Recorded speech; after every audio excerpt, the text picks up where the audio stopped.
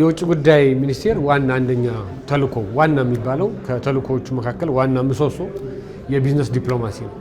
በኢትዮጵያ ያሉ መልካም እድሎችን ማስተዋወቅ፣ የፎሬን ዳይሬክት ኢንቨስትመንት የውጭ ቀጥታ ኢንቨስትመንት ይሁን የኢትዮጵያን ገበያ ምርቶች ገበያ ማፈላለግ ይሁን የኢትዮጵያ የኢኮኖሚ ሪፎርም ያደረግናቸው የፋይናንስ ሪፎርም አጠቃላይ የፖሊሲ ማዕቀፎችን የማስተካከል ኢትዮጵያ ካላት አለኝታ በቁመቷና በወርዷ ልክ የሚበጃት ሆኖ አልኖረም ለረጅም ጊዜ። እሱን በማስተካከል ከመላው ዓለም ኢትዮጵያ ለቢዝነስ ምቹ የሆነች ሀገር መሆኗን የህግ ማዕቀፉ የኢኮኖሚ መሻሻል የኢኮኖሚ ሪፎርም ብለን የወሰድናቸው እርምጃዎች ለዚህ መሰረት የሚጥሉ በመሆኑ ይህን በመጠቀም ከተለያዩ ሀገራት የተለያዩ ኢንቨስተሮች በኢትዮጵያ መዋለ ንዋያቸውን አፍስሰው ኢትዮጵያ የምትጠቀምበትን እነሱም የሚጠቀሙበትን ሁኔታ ለማመቻቸት ፋይዳው ከፍ ያለ ነው። ከዚህ አንጻር ይሄ የገልፍ አፍሪካ የስትራቴጂካዊ ወይም ደግሞ መዋቅራዊ አጋርነት ጅማሮ በአፍሪካና በገልፍ ሀገራት መካከል መቀራረብን የሚፈጥር በመሆኑ ለኢትዮጵያ መልካም እድል ይዞ ይመጣል ብለን እናስባለን።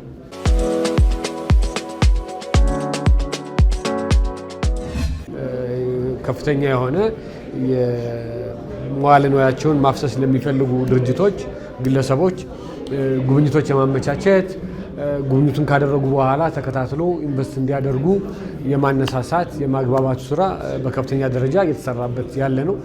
ለውጦችንም እያየን ነው።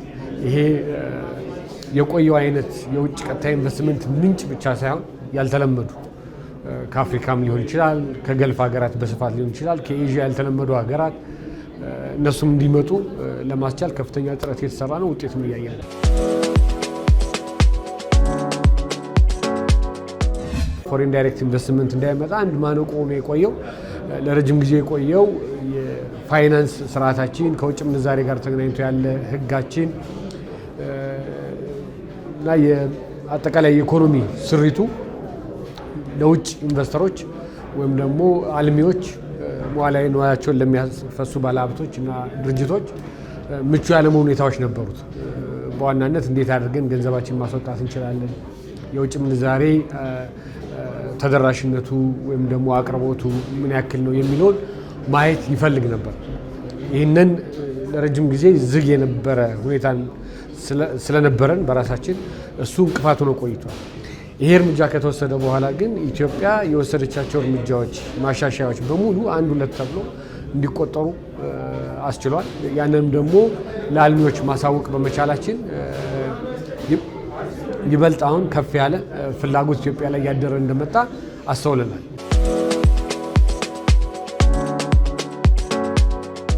አሁን አፍሪካ እርስ በርሷ የመገበያየት አንዱ በአንዱ ኢንቨስት የማድረግ ውስንነቶች ነበሩ ለረጅም ጊዜ። የዳንጎቴ ኢንቨስትመንት ከኢትዮጵያ ሰፋ ያለ እንቅስቃሴ እያየ ነው።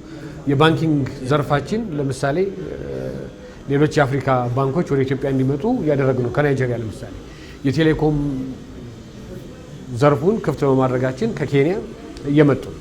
እኛም አሁን ክቡር ጠቅላይ ሚኒስትር አብይ አህመድ በሰጡት መመሪያ መሰረት አውትባውንድ ኢንቨስትመንት በሚል ከኢትዮጵያ ውጭ ኢንቨስት በማድረግ የውጭ ምንዛሬ እድሎችን ለማስፋት ከፍተኛ ጥረት እያደረግን ነው። በእኛ በኩል መክፈታችን ወጣ ብለንም እንድንሰራ በር ይከፍትልናል። እነዚህ መልካም እድሎች ናቸው። ከቪየትናም፣ ከተባበሩት አረብ ኤሚሬት፣ ከሳዑዲ አረቢያ፣ ከኩዌት እንደዚህ እየመጡ ያሉት እድሎች በቀላል የሚታዩ አይደሉም።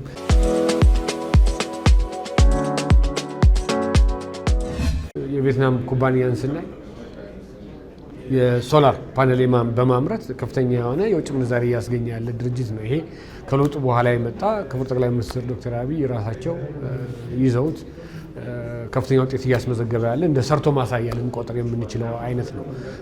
በንፋስ ኃይልም እንደዚሁ በጋዝ የተፈጥሮ ጋዝ የማበልጸግ ስራችንም እንደዚሁ የማዳበሪያ ቅድም የጠቀስኩት የዳንጎቴ የእነዚህ ሁሉ ማሳያዎች ናቸው መውሰድ እንችላለን። ከዛ ባሻገር ቱሪዝሙ በየቦታው እየተሰሩ ያሉት የገበታ ለሀገር ማዕቀፍ ስር የተሰሩ ያሉ ሪዞርቶች የቱሪዝም መሰረተ ልማት ማስፋፋት አካል ናቸው።